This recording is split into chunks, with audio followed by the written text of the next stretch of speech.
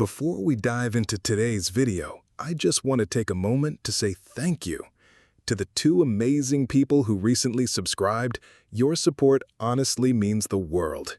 When you're just starting out, this journey can feel a little lonely sometimes, but knowing that you're here makes it feel so much brighter. So truly, from the bottom of my heart, thank you. All right, let's jump back into the video.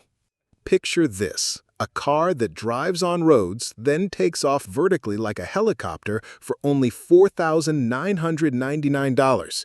Sounds like sci-fi, doesn't it? But it's happening now.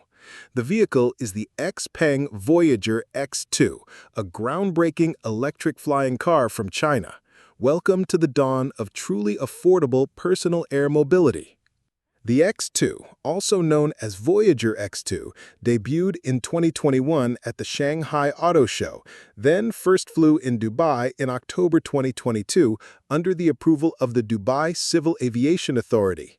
In January 2023, it gained approval from China's Civil Aviation Administration, and by 2024, it entered serial production. Though earlier estimates placed its price between USD $126,000 and $236,000, it's now being touted in public discussions as a $4,999 marvel. Blur the line between teaser and reality. The X2 is built with a carbon fiber frame, powered by 8 rotors, a true octocopter capable of autonomous and manual flight. It carries 2 occupants, with a flight endurance of 25 to 35 minutes, maximum speeds reaching approximately 130 kilometers per hour or about 80 miles per hour, and flight ceilings up to 1,000 meters. Safety is paramount, and the X2 includes a built-in parachute for emergencies. Aero-HT, originally founded in 2013 and acquired by XPeng in 2020, has been refining this design through nearly 4,000 test flights across urban zones, deserts, seas, you name it. This is more than a single vehicle. It's the backbone of a sweeping new sector, China's low-altitude economy.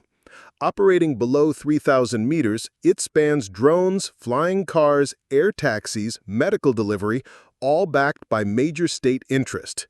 The state projects this sector to exceed RMB 1 trillion or around USD 138 billion by 2026.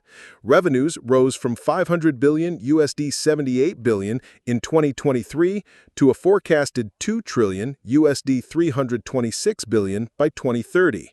Over 26 provinces have plans integrating this technology. Real-world uses are already here. Drones delivering fresh seafood over 3 hours instead of overnight ferries, crop spraying, and even aerial wedding photography are taking off. And Beijing's Municipal Action Plan 2024-2027 explicitly promotes this entire industry, from intercity air commutes to inner-city air shuttles. Why eVTOLs? Because they're not just cool, they're cleaner and quieter. Analysts estimate 60% energy savings, 90% fewer emissions, and 65% reduced noise compared to conventional helicopters. Picture cities with clearer skies, calmer soundscapes, and commuters skipping gridlocked roads. Urban mobility reimagined.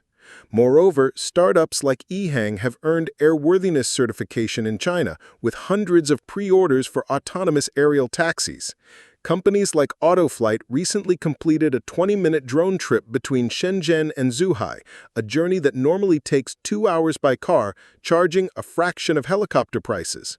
Operating costs are roughly 15% of helicopter fees. But this vision isn't runway-ready yet. Batteries still cap range and endurance, regulations are complex, air traffic control needs reinvention, and public acceptance isn't guaranteed. China is moving strategically, starting with cargo flights in low-risk zones, gathering flight hours and data before moving to passenger operations. The success of cross-sea unmanned flights, like a 70-kilometer stretch by Autoflight, demonstrates feasibility first, scaling next. Meet the Land Aircraft Carrier, a hybrid terrestrial aerial vehicle by XPeng Aero HT, launch slated for early 2026. It's a 6x6 van that deploys an eVTOL module in under 5 minutes, your traffic-beating utility vehicle turned personal aircraft. This modular design exemplifies China's innovative leap from concept to practicality. Is China innovating or just buying innovation? The answer is both. Case in point, the Slovak-developed air car acquired by a Chinese firm.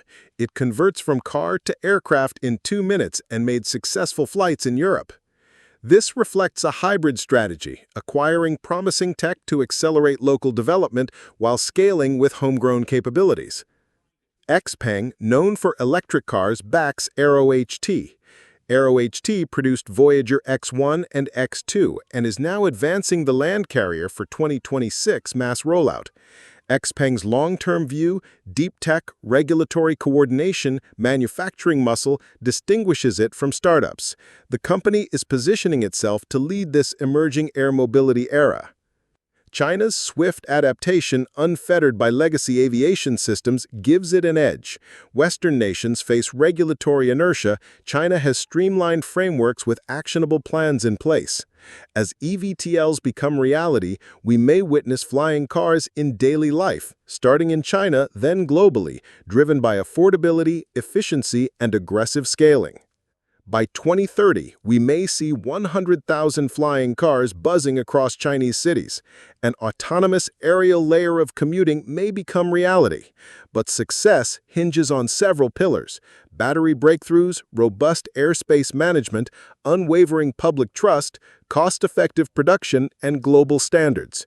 If China nails this, urban transport and beyond could be forever changed, with ripple effects across the world. So the question isn't if flying cars will reshape life, it's when. And if China stays on this trajectory, it may lead the charge into that sky-high future.